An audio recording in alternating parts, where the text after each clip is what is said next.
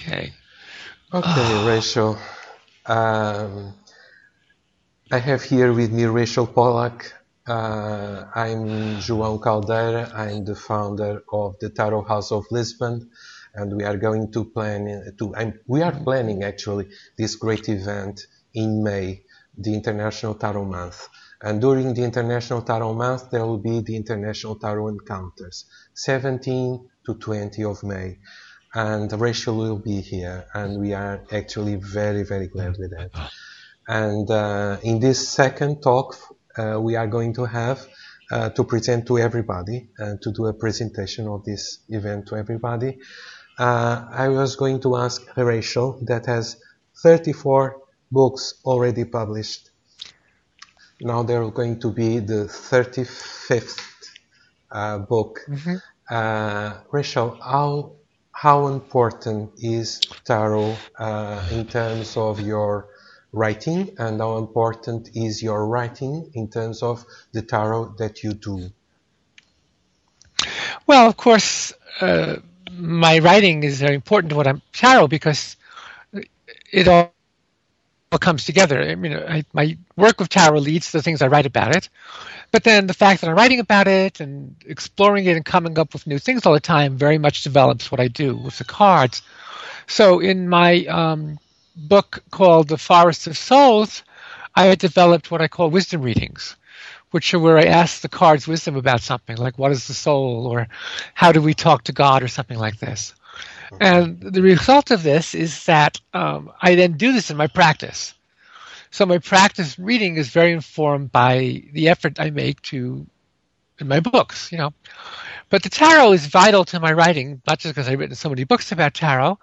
More than half of my 35 books are on tarot. The other half include award-winning novels, short stories, other nonfiction, the book about the origins of religion and the human body, and most recently, really just published as we talk, so this is in March, early March, is Tyrant Oedipus, which is a translation of the ancient Greek play Oedipus Rex, translated by myself and a man named David Vine.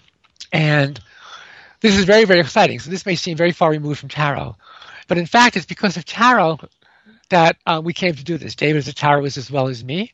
He's also a scholar of classical languages, which I am not. I'm a writer and a poet. But the point is that the play of Oedipus, everyone thinks of it in terms of Freud, in terms of, horrible secret, he killed his father, slept with his mother, everyone wants to do this, the whole Freudian story. But in fact, the play, to me, is much more about oracles. It's much more about the extremely mysterious relationship between human actions and the oracles that predict them. So tarot, in a way, or wider, oracles are much at the center of this story. And the same in my novels. My novels are usually fantasy, something fantastic is involved. And often the tarot is involved in the story, or I use the tarot to help make the story. I've done a number of short stories totally created by tarot cards, which I have no previous idea, and I just take a bunch of cards and see what story they suggest. So the tarot is involved in everything I do. And of course, I actually am an artist. I created a deck called the Shining Tribe Tarot. And that is totally, the pictures all come from my hand. But that too, because the pictures involve a lot of primitive art, tribal art, prehistoric cave art. And I did at the same time I was doing my journeys to ancient temples for my book, The Body of the Goddess. So my work is always one thing. And it appears in different forms. It appears in like a tarot book, a novel, a painting, poetry, but it's really all connected. It's all part of one thing. Yeah, at this moment I'm reading Tarot of Perfection, and Tarot of Perfection is very beautiful, and I quite agree with this quest for finding the perfect idea of everything, the solution. And it's very beautiful. And it's very beautiful not only the fact that you do work about the tarot cards, about all the tarot readings, and about everything that it's more the way you use tarot. But you also use tarot in terms of allowing imagination, about allowing us to travel into these magic worlds and Yeah. to these magic places where things can happen and where we feel inspired. And I think people need inspiration to feel alive. And I think tarot is about inspiring people, and I think Yes, you very do. much. Yeah. And I And we think should you say do. that Tower of Perfection is not a book about tarot. It's a short. It's a story. Yeah. So that was a collection of stories in which tarot figures in that story, one or two others. The other stories are not specifically about tarot, but they have divination of some kind. So the things merged together. But again, working on that story, the ideas in that story then fed into other things I was doing. So my book Tarot Wisdom has ideas that originally came from that story, and then were developed the other way around too. Some of the ideas in Tarot Wisdom came into that story. I'm now actually writing a novel based a little bit on Tower of Perfection, on some of the stories in that book. This case is called the Tower, will be called in the novel The Tower of Eternity. The book is called Eternity's Child. But it's the same idea of using tarot in a fictional way, using tarot to create and inspire fiction, and then using the fiction to inspire tarot. So we'll see where it goes. We'll see what happens. And I was going to ask you this last question, that is, from your experience, uh, how do you feel that people react to the stories and the tarot readings? How this can change their lives? How can a book can change a person's life? And how can a tarot reading can change a person's life? How can we have a better future using Mm. stories? Mm. Well, a tarot reading can change your life if you respond to it on a deep level. It's hard to say because a lot of times, of course, people do not, all they want to know is what's going to happen. They want an outer level of prediction. But the tarot always gives us the chance to respond very deeply. And in that case, it can change our lives in very, very, very profound ways. My life has been shaped by tarot reading because that's how I discovered the tarot. Someone read my cards. And I responded not to what was said in the reading, but to the very fact of the tarot's existence. And that changed my life completely. The tarot opens many, many doors from us. So much of what I know I learned from the tarot in several ways. I learned, for instance, about Kabbalah because I didn't know it existed. Even though I was Jewish, I didn't know it existed until I learned tarot. And tarot is connected to Kabbalah in modern times. So it opened me up to a huge, vast, important body of knowledge. But in a deeper level, just by doing readings, by working the cards, I learned about spiritual ideas without studying them. So this is in the 70s I'm talking now, when I first was doing tarot. So when I came around to study some ideas, when I was studying yoga, for instance, and the teacher, as well as teaching us, the postures of the body, also was teaching us the concepts of yoga and presented to us ideas that most of the people in the class had never heard of and found very strange. You could see the teacher was presenting it as, this is a very strange idea, but I hope you will try to understand this.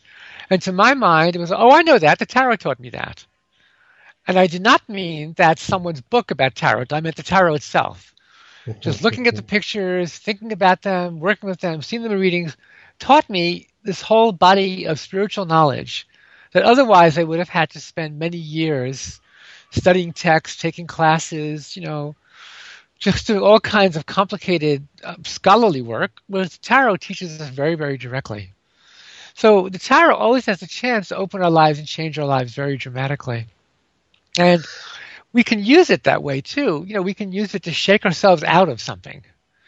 So if you're feeling very hopeless and depressed, and the cards show you an image of your depression in a kind of almost comical way, and then show you an image of happiness, they're saying to you, come on, stop this. You're being ridiculous.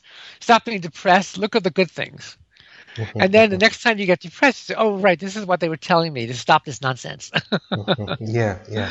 They and wake us. They wake us. Yeah. yeah, yeah, exactly. So the tarot affects our lives in very, very many ways, on very many levels. And here we are doing things that only imagination could do before. That you Yes. are talking, you are in the state of New York, and I'm here in Uh-huh. Lisbon, Yeah, that's right. and now we can talk and exchange all these ideas. Yes. And that is one of the things marvelous about this Mhm. event in May, the International Tarot Month, is that we can be talking and sending our ideas, our conversations to everybody all over the world. And that's Mhm. magnificent.